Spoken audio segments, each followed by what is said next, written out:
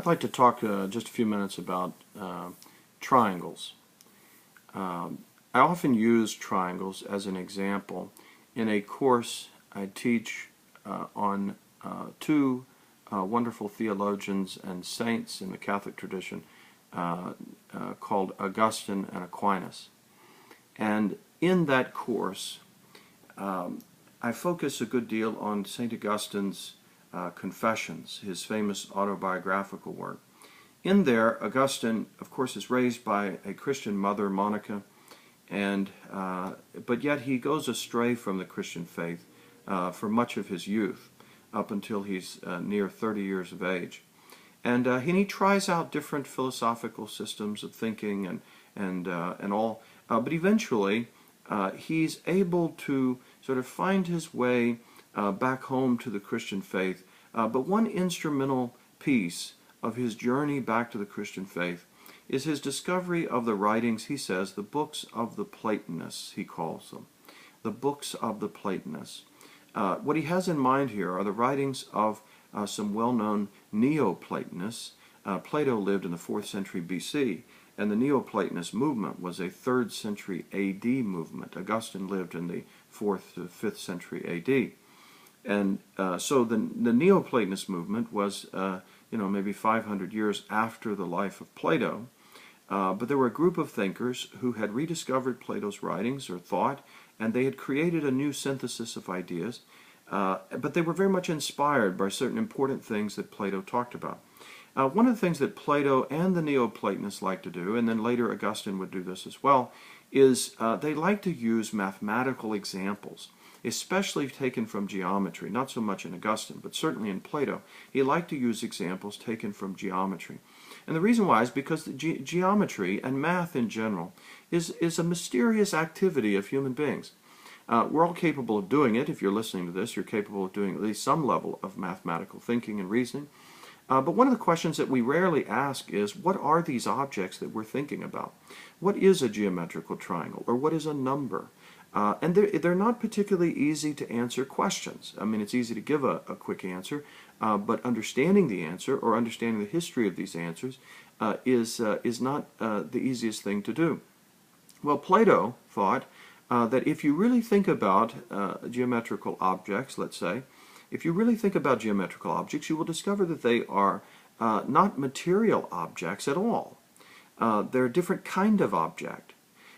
Take, for example, a triangle. In geometry, a triangle is a figure, a three-sided figure that has three interior angles that is formed by the intersection of three lines. So you have three lines that cross each other, and the result of it is three interior angles that we call a triangle. Now, if you further ask the question, what is a line? Because a line is what triangles are made of. They're made up of intersecting lines. And if you ask what a line is, in geometry, a line is made up of a series of points. Now, if you ask what a point is, you will find out that a point is simply a location on a plane. It's not an entity. It's not like like some type of physical stuff. It's not like an atom or a quantum particle or a piece of sand. A point is simply a location. It has no extension, it has no width, it has no mass, it has no color, it has no motion. It has none of those things. It's simply a location on a plane. Since it has no physical attributes about it, the result is that it must be purely a mental object. It's something we think about in the mind. In fact, you can't take a geometrical triangle and put it into the material world, because as soon as you do, it loses the attributes of being a geometrical object. So when you draw a triangle on a board, or maybe cut one out of paper or wood or whatever, when you make a triangle, it ceases to be a geometrical triangle in the full sense of the word. Because now what you've got is a piece of paper that resembles a triangle, or a piece of wood that resembles a triangle, but it's not the full thing that a geometrical triangle is. And again, I refer you to the definition of what a point is and what a line is in order to see that that is true. So when we think about geometrical objects in the full sense of geometry, We are thinking about objects that don't have physical existence. They can't have physical existence because of the very nature of what they are. But yet we can think about them. We can not only think about them, but we discover things about them. For instance, you can easily find, if you don't know already, the proof that the interior angles of a triangle, if the triangle is on a flat surface, the interior angles of a triangle will always equal 180 degrees. So the sum total of the interior angles will be 180 degrees. It's always the case. We discover that to be true.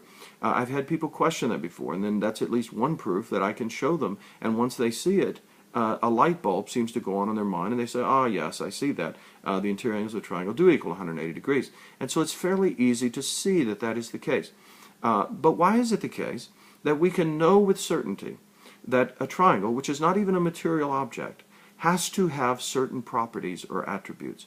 I think the reason why is because we are discovering the logical necessities of the object. In other words, there is in the mind a power of reason, or a power of logic, or a light, let's call it, that shines in the mind. The reason why I call it a light is because it resembles physical light. For instance, I can see things around me right now by way of the light that is shining in the room that I'm in. And so the light enables me to see it. The same thing happens, or at least an analogously similar thing happens when someone works a geometrical problem. The light of reason shines on the object, and we see the attributes of the object. We see what sort of thing it is, or what the attributes of it are, or what the properties of the object are. Like, for instance, the interior angles of a triangle equal half the degrees of a circle, or 180 degrees. So we see that by a kind of mental light in the mind. Now, that mental light in the mind has been an object of much conversation down through the centuries. You can go back to the ancient Pythagoreans, for instance, who were very fully enamored with the idea of mathematical order. What is the source of this light in the mind that enables us to see mathematical order? And then we even go back to the material world and discover that it seems to conform to mathematical principles. We can analyze the world in mathematical terms. We can come up with equations about how the world operates that actually work. And we can determine, at what angle to launch a spacecraft, or what angle at which, and we can work the math at how, at what slope something needs to go in order to get up to a certain speed or whatever. In other words, the world around us conforms to, or seems to function according to, mathematical laws. And there's a kind of logic that pervades the universe. And this caused people like Plato, it caused people like the ancient Stoics, and others, including St. Augustine, to conclude that the fact that in our mind there shines a light of reason that allows us to understand objects that have no material existence at all. And then we can take those insights that we have in geometry or in other mathematical disciplines, and we can return to the material world and discover that they work remarkably well, the insights of mathematical reasoning. Now, I know this is a complex subject, and there are lots of interesting books that are out there, lots of interesting reflection on this subject, and the understanding that I'm giving you here is certainly not the only one that is out there. But what I find fascinating about it is that it's a recurring issue to see mathematical reasoning as a window or an entryway or a kind of insight into human nature. It's one of the things we do that the other animals don't do. I haven't ever seen evidence that any other creature below human beings in this world has ever understood or appreciated the conclusion that the interior angles of a triangle equal 180 degrees. I don't think any other creature besides human beings that has lived on planet Earth has ever understood that truth. It's one of the things that defines us as being unique. And part of the meaning of the action of thinking mathematically is thinking about things that are distantly removed from matter, but yet they seem to have a very profound reality about them. And that's why we can objectively speak about what the properties of triangles are, circles or squares or so on. Once we know what they are, out of them issue forth certain necessary conclusions. These are fascinating things. There's been long conversations about this, and I encourage you to take a look at it. If that's true, if it's the case that mathematical reasoning is an entryway into a spiritual or immaterial realm, a question that will naturally present itself at some point or another is, what ultimately grounds or is the source of all rationality and order and reason, that shines into our minds, that conforms the material world to its principles and to its laws.